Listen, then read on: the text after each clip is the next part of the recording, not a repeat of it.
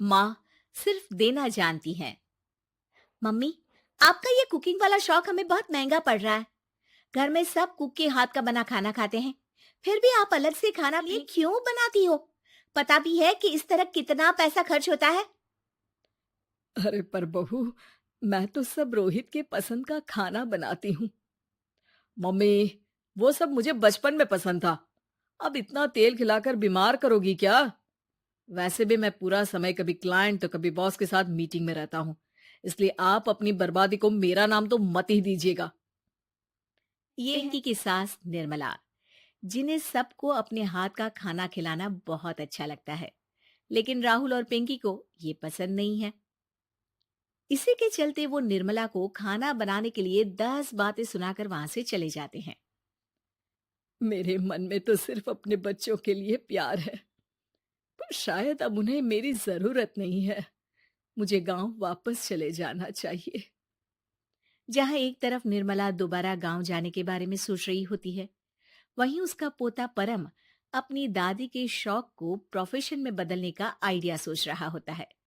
अगली सुबह निर्मला गांव वापस जाने के लिए कपड़े पैक कर ही रही होती है कि परम फोन लेकर दादी के पास पहुंचता है।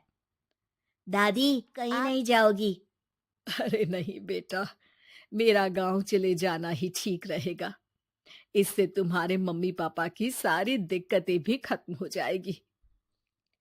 दादी, वो तो ना आपके आने से पहले कम थी और ना ही आपके जाने से खत्म होगी। उन्हें हमेशा पैसों की टेंशन में ही रहना है। मेरे पास आपको यहाँ रोकने का आइडिया है। आइडिया? मतलब, मैं कुछ समझी नहीं। इस पर परम अपनी दादी को YouTube खोलकर उसके बारे में सब कुछ बताता है, जिसे सुन दादी कंफ्यूज हो जाती है। अरे बच्चे, तूने इस बुढ़िया के बारे में इतना सोचा, वही बहुत बड़ी बात है। देख, मुझे ये सब समझ में नहीं आता। तू मुझे जाने दे बेटा। अरे दादी, इसमें कुछ मुश्किल नहीं है। मैं हूं ना हेल्प के लिए। आप बस खाना बनाओ, और पता है, YouTube की मदद से आप अपनी स्पेशल रेसिपी लोगों को सिखा भी सकती हो। अच्छा, ऐसा भी हो सकता है? मतलब, बस घर बैठे मैं दूसरे लोगों को सिखा दूंगी? सिर्फ कुछ लोगों को नहीं, पूरी दुनिया को सिखा सकती हो, और उसके लिए आपको सिखाने के पैसे भी मिलेंगे दादी। इस पर बहुत देर तक दादी को YouTube के बारे में समझाकर आखिर में परम उन्हें कन्विंस कर ही लेता है, जिसके बाद वो गांव जाने का प्लान कैंसिल कर YouTube चैनल शुरू कर देती हैं। हमने ये शुरू तो कर दिया, पर इससे कहीं रोहित और पिंकी को दिक्कत ना हो बेटा। दादी, वो आपके बारे में नहीं सोचते तो आप क्यों उनके बारे में इतना सोच रही हो?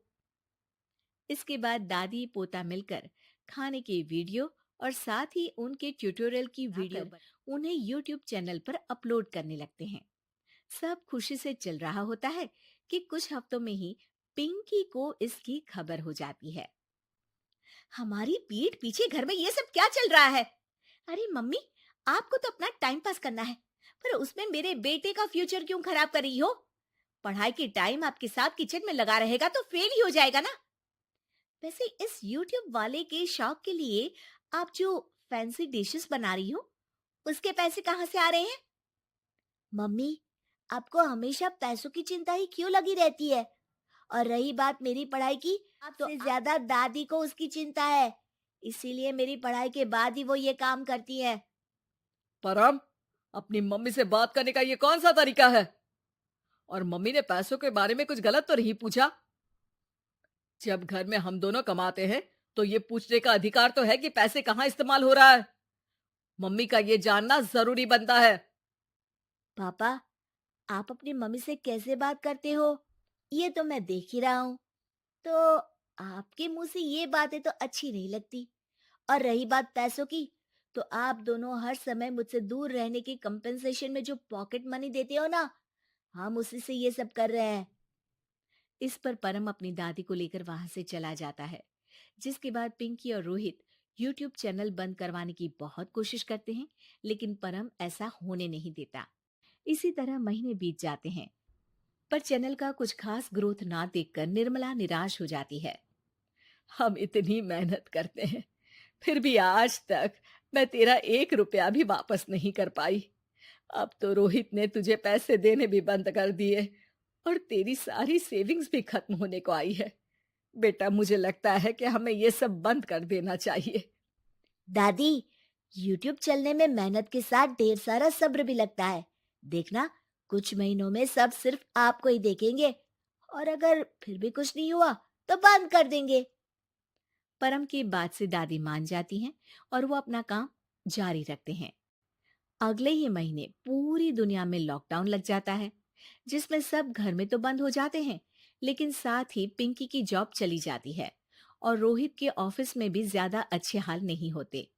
लेकिन वहीं लॉकडाउन के असर में निर्मला के सब्सक्राइबर्स और व्यूज बढ़ने लगते हैं। देखा दादी, मैंने कहा था ना, एक दिन सब आपको ही देखेंगे। अब तो आप बस रोज एक वीडियो अपलोड करो और जादू देखो। इसी के साथ लॉकडाउन के कुछ ही महीनों में निर्मला खाने वाली दादी के नाम से सारे सोशल मीडिया पर फेमस हो जाती है, जिस वजह से अब उन्हें यूट्यूब के पैसों के साथ पेड एडवर्टीजमेंट और पेड प्रमोशन भी मिलने लगते हैं। उन्हीं पैसों की मदद से निर्मला अब बेटे बहू की नौकरी ना होने पर घर का खर्चा भी चलाने लगती हैं, जिसे देख रोहित और पिंकी को भी अपनी गलती का एहसास होता है और वो सब मिलकर निर्मला को सपोर्ट करने लगते हैं।